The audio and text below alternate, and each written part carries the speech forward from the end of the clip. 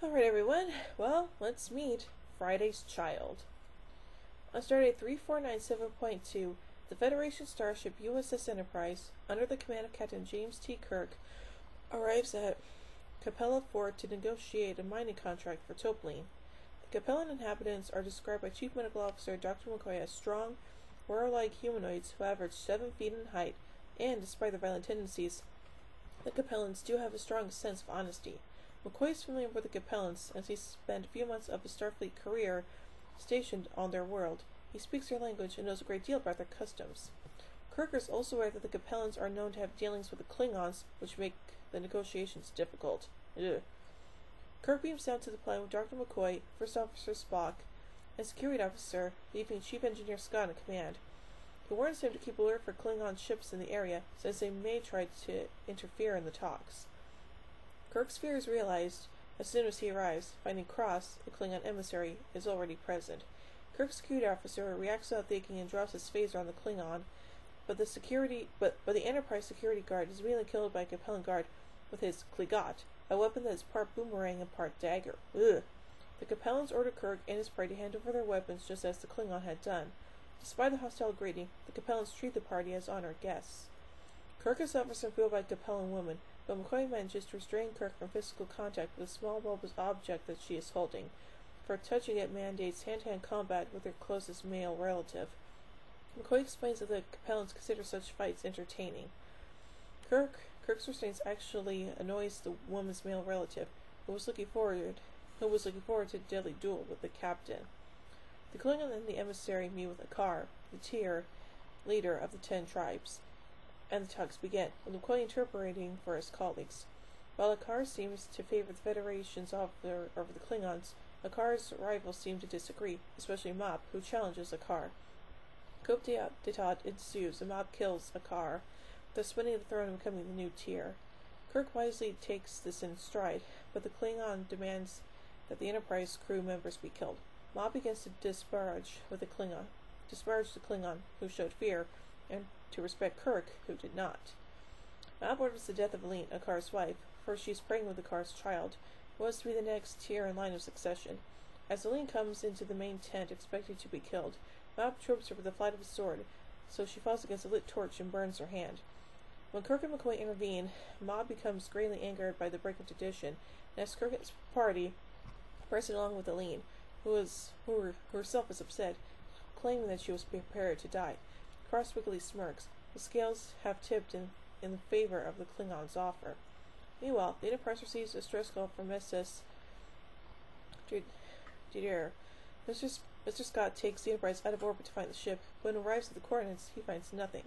He notes the call strangely asks for the Enterprise by name, and no civilian ship would have direct knowledge of the Enterprise's whereabouts.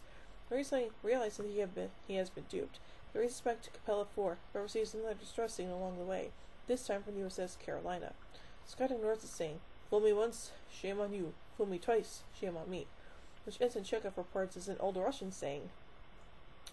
When the Enterprise shows up at Capella, Scotty finds a Klingon warship waiting to ambush him. Forced to deal with a heavily armed adversary, the Enterprise is rendered unable to help us capture crew members imprisoned on the planet.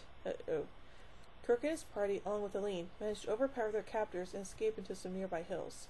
McCoy is worried about Aline's arm, and persists in touching her to determine the possible time of her giving birth. She resists and slaps him twice, very hard, which causes McCoy to slap her in response. Due to the militaristic ideology of her culture, this actually impresses Aline, and she allows McCoy to examine her. He discovers that she is ready to give birth at any time.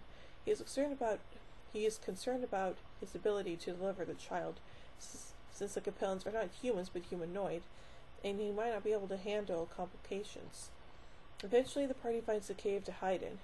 The way to the cave is steep and rocky, and Aline insists McCoy help her up, whereupon he comments, "I'm a doctor, not an escalator." Kirk and Spock start a fire and begin to fashion primitive bows and arrows to defend themselves. Map and his warriors, now hot on the trail, are getting closer. Kirk and Spock use their communicators to create a frequency that will disrupt the rocks above them. They cause an avalanche which kills some of the Capellan pursuers. Kraus uses this opportunity to obtain a Federation phaser weapon for himself from a frozen Capellan, whom he kills. Meanwhile, McCoy attempts to deliver Aline's baby.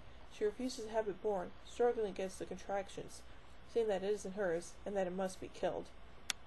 McCoy tells her to repeat the words, "It is mine," which she misinterprets, thinking that McCoy is claiming the child as his own.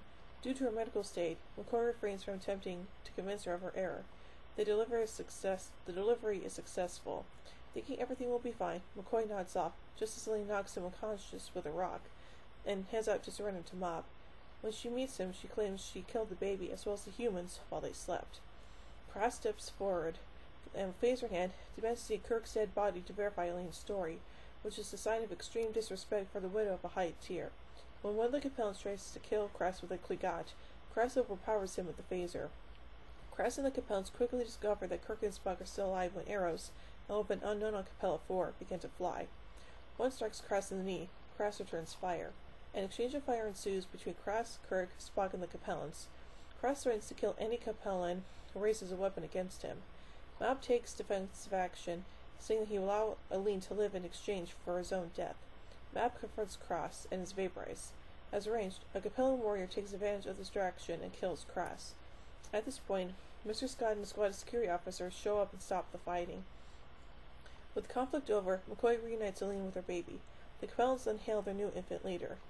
As allowed by custom until the newborn Tyr comes of age, Elaine acts as her son's regent, naming him Leonard James Akar, and authorizes the mining agreement with the Federation. Yay! In a rare display of emotion, Spock is astonished and supposedly jealous at the child's name when Kirk and McCoy talk of how great a name it is.